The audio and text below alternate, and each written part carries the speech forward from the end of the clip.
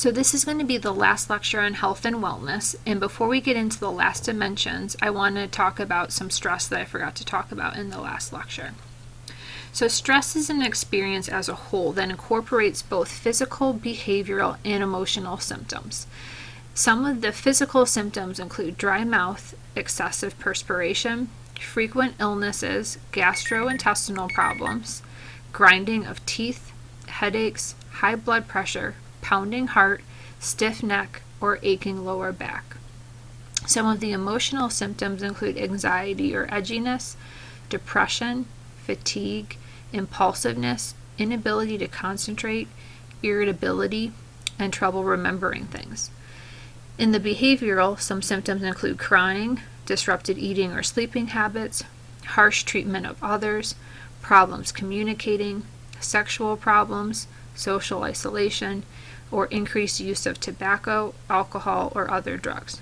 I'm sure many of you have experienced stress before and can think back to some of the symptoms that you've had that fall into these different categories.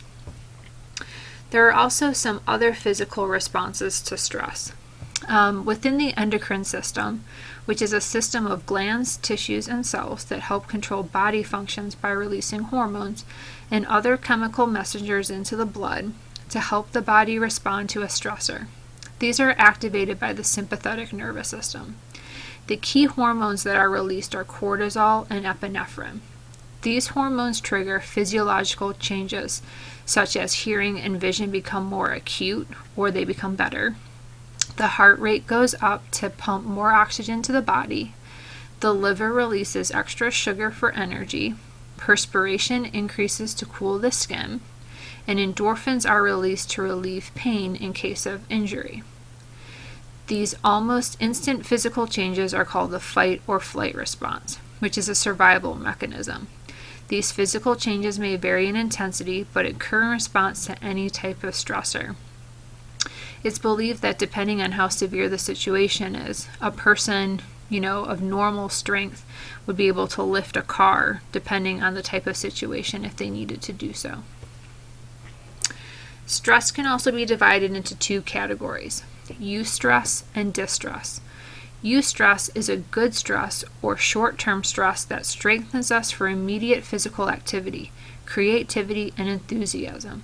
It's usually identified, externalized, and positive.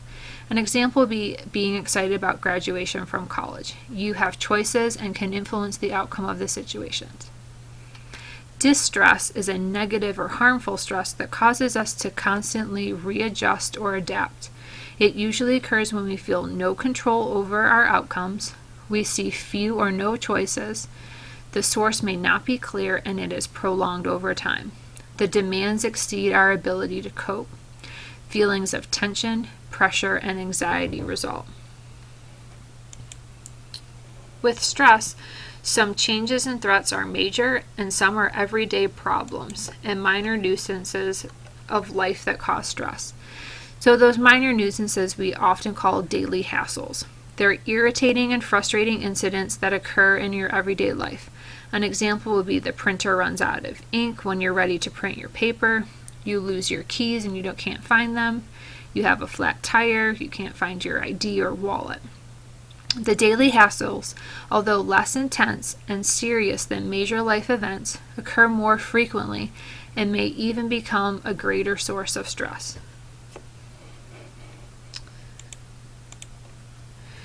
Another thing that falls into the stress category are personality types. So we have type A and type B. Type A personality is characteristics including competitiveness, time urgency, impatience, anger, hostility, and aggression. Typically, type A people have been known to be good leaders because they tend to get things done. They're kind of in everyone's business to make sure that all tasks are being accounted for. So that tends to be why type A people usually fall into leadership roles. Type B are characterized by generally passivity, lower levels of competitiveness, they're slow to anger, they're easygoing and relaxed. Again, type A and type B, just like the wellness-illness scale, it's on a continuum. So you don't have to be, if you're type A, you may not have all of the characteristics. So you're not characterized as type A. And you may not be type B either. So you fall somewhere in the middle. Type A tends to act more intensely to stress. They find themselves in more stressful situations due to hurried behavior or competitive situations. There's been a strong link between type A and cardiovascular disease.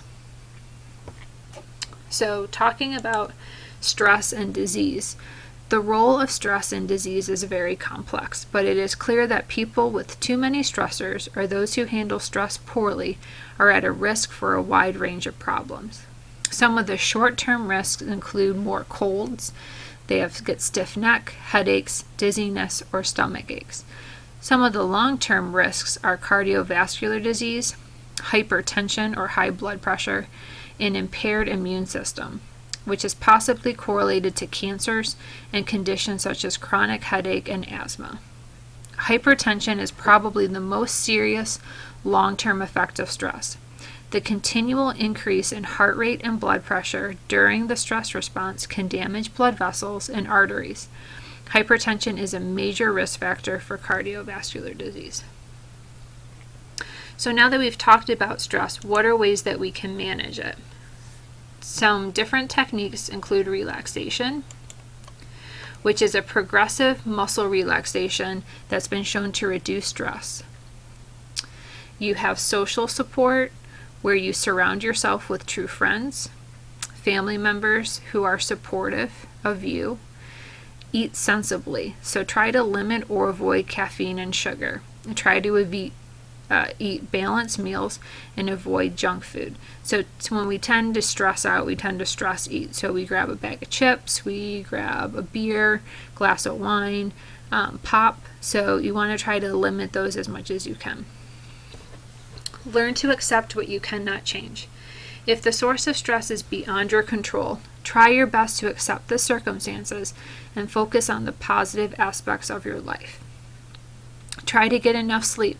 Lack of sleep makes people more irritable, so you do want to strive for 8 hours of sleep a night, which I know can be difficult, but the more sleep you can get, the better you'll be.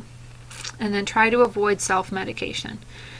Many chemicals are used, such as alcohol and drugs, that can mask the stress symptoms, but they do not solve the situation. They are habit-forming and cause more stress. The ability to handle stress comes from within, not from external sources. So now that we've covered stress, we're going to move into the last dimensions, with the first being social. This dimension refers to the ability to develop and maintain meaningful relationships with a network of friends and family, and to contribute to the community. So being friendly, good-natured, compassionate, supportive, and a good listener. This means living in harmony with fellow human beings. September 11th demonstrated social connections and the importance of family and friends of saving lives. Social connections provide support and comfort. Social isolation greatly increases the risk of sickness and mortality. Loners had 2 times the death rates than those with strong social ties. And this was done in a study with almost 5,000 men and women in California. The next dimension is the environmental dimension. This dimension refers to the impact your world has on your well-being, protecting yourself from dangers in the air, water, and soil, and in the products you use. So safety of food, violence, ultraviolet radiation and sunlight, and secondary tobacco smoke are just a few. Taking action to protect the world around you, such as carpooling and recycling. No one has more stake in the future of the planet than the young. 3 million people die every year from the effects of air pollution, and 2.2 million people die from contaminated water. So really, it's up to us to educate ourselves as well as the generations that come after us in order to keep the environment healthy for everyone. The next dimension is the spiritual dimension. This dimension refers to developing a set of beliefs, principles, or values that give meaning or purpose to your life. your innermost self that provides you with a profound sense of who you are, where you came from, where you are going, and how you might reach your goal. Spiritual wellness may mean different things to different people. It may be synonymous with traditional religion, while for others it relates primarily to the quality of personal relationships or love of nature. So again, the key emphasis here is that the spiritual dimension does not have to mean having a strong religious belief. It also means the ability to experience love, joy, peace, and fulfillment, and help yourself to achieve your full potential. Spiritual, healthy individuals devote themselves to others' needs more than their own. Thus, their spiritual development produces a sense of greater meaning in their lives. Studies indicate that people who perform regular volunteer work live longer. The spiritual dimension is your center, your commitment to your value system. It draws upon the sources that inspire and uplift you and tie you to timeless truths of humanity. And that's a quote by Stephen Covey. So here's just a table of people. So on the left would be if you're spiritually healthy, and on the right would be if you have spiritual atrophy. All atrophy means is lack of, so you don't have a strong spiritual dimension. So to assess your spiritual health, decide which column more accurately describes your current condition. So do you fall in the more spiritual health, or do you fall in more spiritual atrophy? And the last dimension is the vocational occupational dimension. This dimension can be nurtured by matching your core values with interest, hobbies, employment, and volunteer work. As you uncover your talents, passions, and purpose, you express yourself in the world. Occupational wellness is not tied to a high salary, prestigious position, or extravagant working conditions. Any job can bring occupational wellness if it provides rewards that are important to you. It means having your ideal job, which allows you to thrive. Every job has demands, but wellness means being able to maximize your skills or gain new ones while meeting the routine demands. Wellness involves collaboration and interaction among coworkers, which fosters teamwork and support. So how do all 7 of these fit together? All 7 dimensions work together for total harmony and wellness. Research indicates that there is a graded and consistent inverse relationship between physical activity levels and mortality, regardless of age and other risk factors. So all this means is that the more physically active you are, the less likely you would die from an illness or health-related disease. So the higher level of physical activity, the longer your lifespan. 54% of American adults are overweight or obese. 15% of adolescents, so between the ages of 12 and 19, are overweight. And 15% of children, ages 5 to 11, are considered overweight. Currently, the life expectancy is 77.7 years. However, not all those years will be healthy. For Americans, approximately the last 13 years of life are spent in a decreased state of living, or they're impaired. The leading cause of death in the United States today are largely lifestyle related. More than 61% of all deaths in the United States are caused by cardiovascular disease and cancer, and almost 80% of those deaths can be prevented through a healthy lifestyle program. So the following slides are just some demographics as far as number of deaths, total number of deaths, and what the cause of death is. So just pay attention mainly to the top 5 to see which comes up at the top. And again, as it's been stated earlier, many of these conditions are health related and can be changed with a healthy lifestyle program. So in this chart, the first cause of death is heart disease. The second is malignant neoplasms. These would be cancer. Then you have chronic lower respiratory disease, stroke, and accidents. So while cancer may have a genetic component, there also are some lifestyle components there as well.